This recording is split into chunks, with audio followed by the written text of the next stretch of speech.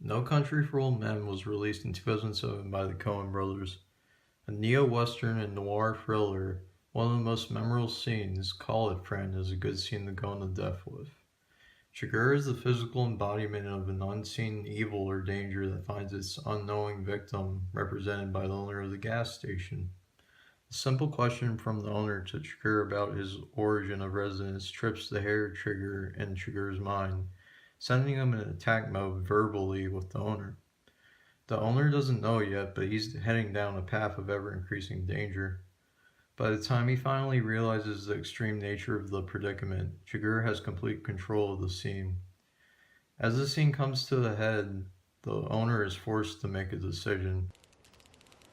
What's the most you ever lost on a coin toss? Sir? The most you ever lost on a coin toss? I don't know. I couldn't say.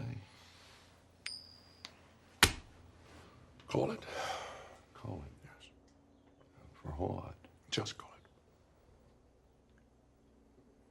Well, we need to know what we're calling it for here. You need to call it. I can't call it for you. Well, it wouldn't be fair. I didn't put nothing up. Yes, you did. You've been putting it up your whole life. You just didn't know it. You know what date is on this coin? No? 1958. It's been traveling 22 years to get here. And now it's here. And it's either heads or tails.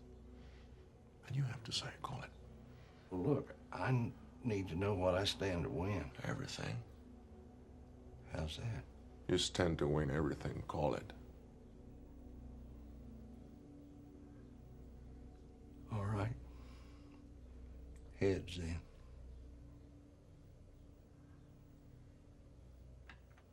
Well done.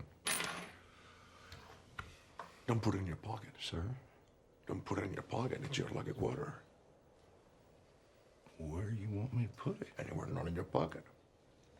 Or it'll get mixed in with the others and become just a coin. Which it is. This represents the idea that even if we can't see the true consequences of our choices, they still have to be made. Or maybe the scene shows us that our choices really have no bearing on results, and the outcome is in the gnarled hands of evil that's upon us. The film is coming up on the 10th anniversary of its release date. Upon its release, it was a hit with both critics and audiences alike. Let's delve right into why and how No Country for Old Men has held up over the years.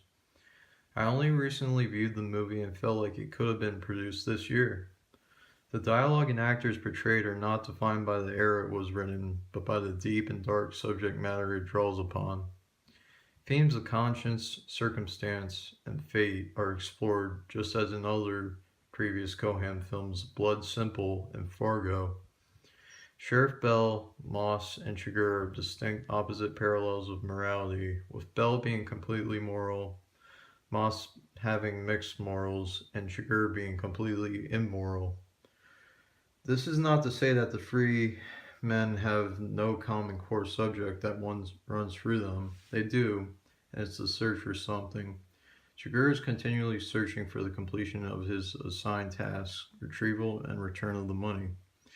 Moss is on a quest to remove himself and his wife from the restraints of poverty by keeping the money. Sheriff Bell wholeheartedly yearns for the understanding of why the world he once knew has become so wicked. Maybe the money has a hand in this also. Also, a theme of the hunter and the hunted plays out, constantly switching bases throughout the film. Lighting is a profound part of the feel and tone of the film. Even with scenes of broad daylight, such as Moss discovering the shootout, there's a gritty, subdued filter to the landscape and the empty sky.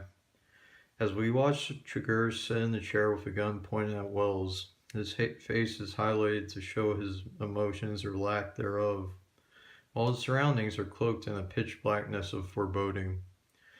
The lighting is found engulfing both the antagonist and protagonist from beginning to end in this movie. I love the film for its darker atmosphere, as not many films turn out like this today. And then Chigurh wins without even getting his hands dirty with the protagonist's blood. A feat that not many film antagonists accomplish. Although I also love that he does get in a car crash at the end of the film, coming full circle with the movie's quote being, "There are no clean getaways."